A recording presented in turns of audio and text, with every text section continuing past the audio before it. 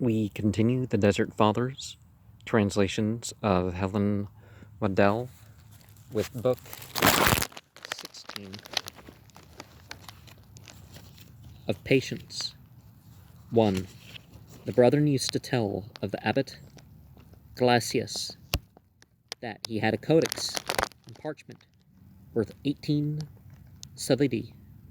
It contained the whole of the Old and New Testaments, which is a Christian designation, which isn't quite a translation, and the codex was placed in the church, so that any of the brethren who willed might read it. But a certain brother, a stranger, arrived and joined himself to the old man, and seeing the codex, he coveted it and stole it, and came out and went away. But the old man did not follow after him to lay hold on him, although he knew what he had done.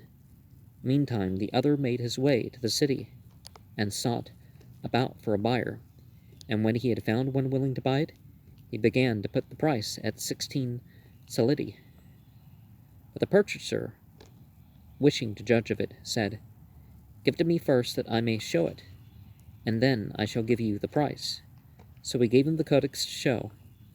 Then he who wished to buy it took it, and carried it to the abbot Pelagius to find out if it were a good codex, and worth so much. For he told him the amount the seller was asking, and the old man said, "Buy it, for it is a good codex, and worth the price that he said to you."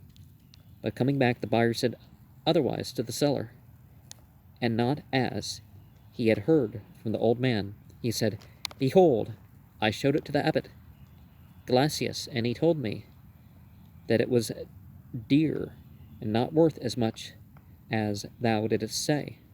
On hearing this, the brother said, "Did he say naught else to thee?" And he answered not. Then the brother said, "I have no mind to sell this codex."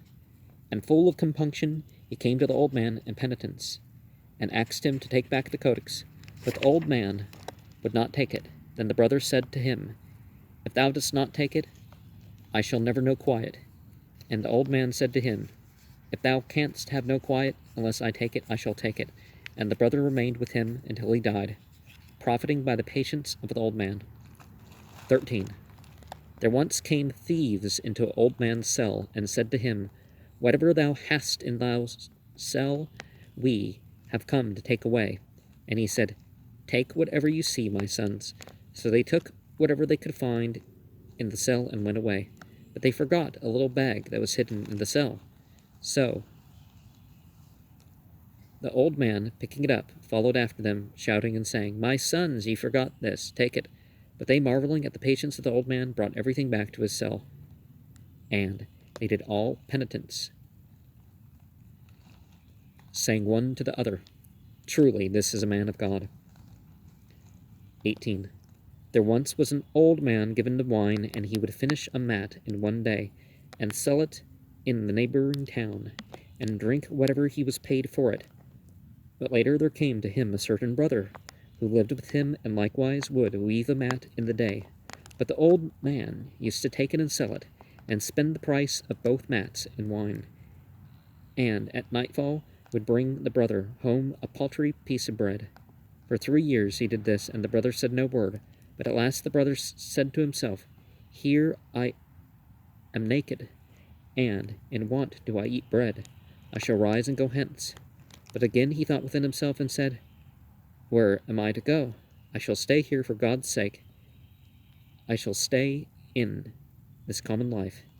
And thereupon appeared to him God's angel, and said, "Go not away, for tomorrow we shall come to thee." And the brother begged the old man that day, saying, "Go not away anywhere, for this day they come to take me." But the hour came when the old man was in the habit of going down to the town, and he said to the brother, "They will not come today, my son, for it is already late." But he said to him again and again that they would come, and even as he talked with him, he slept in peace. And the old man wept, saying, "Alas, my son, for the years that I have lived in heedlessness, and thou in thy brief time hast by patience saved thy soul." And from that day did he become a sober and reverend old man. 19. They used to tell of a certain brother how he was neighbor to a certain great old man, that he used to go in and steal whatever the old man had in his cell. The old man saw him, but would not upbraid him, but forced himself to work the harder with his hands, saying, I think that my brother is needy. And he exacted more from himself than was his wont, and straitened his belly, so that in want did he eat bread. Now when the old man came to die, the brethren stood about him, and gazing on him who thieved, he said to him, Come close to me. And he held his hands and kissed them, saying, I thank these hands, my brother, since because of them I go to the kingdom of God. And he, cut to the heart, did penance, and became an upright monk, taking patterns from the deeds of that great old man. And